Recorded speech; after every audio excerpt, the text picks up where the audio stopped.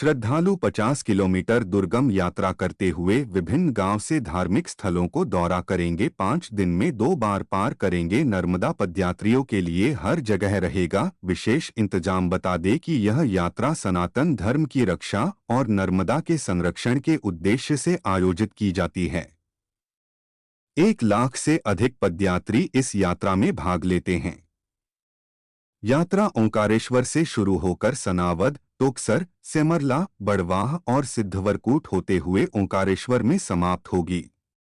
पंडित पीयूष शर्मा ने बताया कि पूरे विश्व में ऐसी है मां नर्मदा जिसकी पूरी परिक्रमा की जाती है। साथ ही पंचकोसी यात्राओं का महत्व यह है कि पंचकोश जैसे 5 कोश की यात्राएं जो प्रमुख तीर्थ स्थल है, जिसमें ओंकारेश्वर भी एक तीर्थ स्थल है, जहां ओंकारेश्वर ज्योतिर्लिंग विराजमान है, जहां से पंचकोश यात्रा करते हैं, जिसमें अंजरुद्ध, सनावद, टोकसरेमरला, बड़वाह, सिद्धवरकूट होते हुए वापस ओंकारेश्वर आते हैं। और कार्तिक माह में यह यात्रा हो रही है।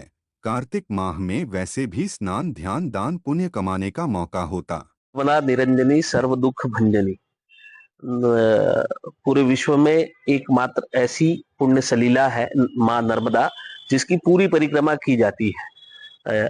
पूरी परिक्रमा का आशय अमरकंटक से लेके भड़ूच तक और रास्ते में जितने तीर्थ स्थल जो आते हैं, यात्रा मार्ग जो आता है, तो उसमें उसकी पूरी की पूरी परिक्रमा लगाई जाती है।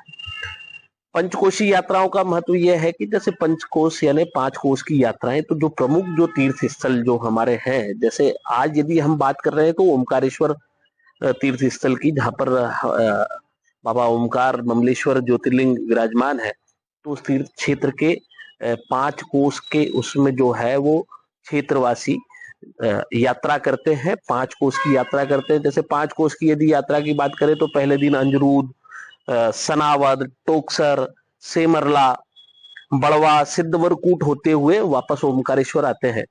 और कार्तिक माह में ये यात्रा हो रही है, पौराणिक यात्रा होती। कार्तिक माह वैसे भी स्नान, दान और पुण्य कमाने का अवसर होता है। तो इसकी जो परिकल्पना रही होगी कालांतर में, वो इस प्रकार की रही होगी कि जो व्यक्ति पूरी परिक्रमा नहीं लगा पाता, जो श्रद्धालु पूरी परिक्रमा जो है वो नहीं कर पाता, तो वो इस 5 कोश की यात्रा में सम्मिलित होके उस परिक्रमा का कुछ आंशिक फल जो है वो प्राप्त करे और स्नान दान करे, पुण्य करे और सेवा भाव के भाव से आगे चले।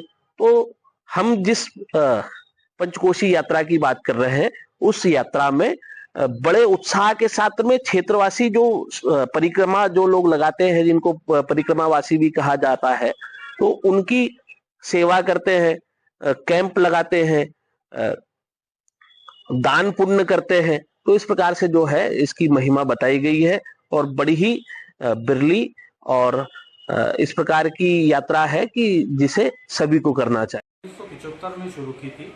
1975 में डॉक्टर रविंद्र भारती चौरे जो उज्जैन के मूल निवासी रहे और वहाँ पे विक्रम विश्वविद्यालय में प्राध्यापक रहे, उन्होंने ये यात्रा की शुरुआत उज्जैन की पंचकोशी से प्रेरणा लेकर के शुरू की और वो प्रथम यात्री थे। उसके बाद ये कारवां बढ़ता गया, सिलसिला बढ़ता गया और समय के साथ साथ ये यात्रा एक बड़े रूप को ले चुकी। वर्तमान में इस यात्रा में 50,000 से भी ऊपर यात्री जो है प्रतिवर्ष भागीदार रहते हैं और इस यात्राओं में विशेष रूप से यह देखने की बात रहती है कि महिलाओं की भागीदारी पुरुषों के मुकाबले ज़्यादा रहती है और भजन कीर्तन और आनंद लेते हुए और जितने भी नर्मदा तट के आसपास के मंदिर और रास्ते के जो पड़ाव होते हैं, पड़ाव में जो मंदिर होते हैं, वहाँ जो शिवालय होते हैं, वहाँ पर दर्शन कीर्तन भजन लाभ लेते हुए और ये आगे अपनी 5 दिवसीय यात्रा 11 तारीख से जो शुरू हो रही है वो 15 तारीख को समाप्त होगी। इस यात्रा में प्रशासन का बहुत अच्छा सहयोग रहता है। नर्मदा पार कराने में भी प्रशासन पूरा रोल निभाता है, अपनी महती भूमिका वहाँ पे निभाता है कि किसी भी तरीके की दुर्घटना या कोई घटना दुर्घटना ना हो। और इसमें समाज सेवी संस्थान जो रहते हैं वो भी आगे आते हैं और समाज सेवी संस्थान जो है वो अपने कहीं जगह भंडारा लगाते हैं, कहीं चाय सेवा करते हैं, पानी सेवा करते हैं, यात्रियों के विश्राम की सेवा करते हैं और इस तरीके से ये एक पूरा धार्मिक आयोजन है जिसमें धर्म, पर्यटन, संस्कृति, पुरातत्व सभी चीज़ें मिली हुई है और लोगों का इसमें बड़ा भारी समर्थन और बड़ा जोश के साथ ये यात्रा जो है वो प्रतिवर्ष निकलती है।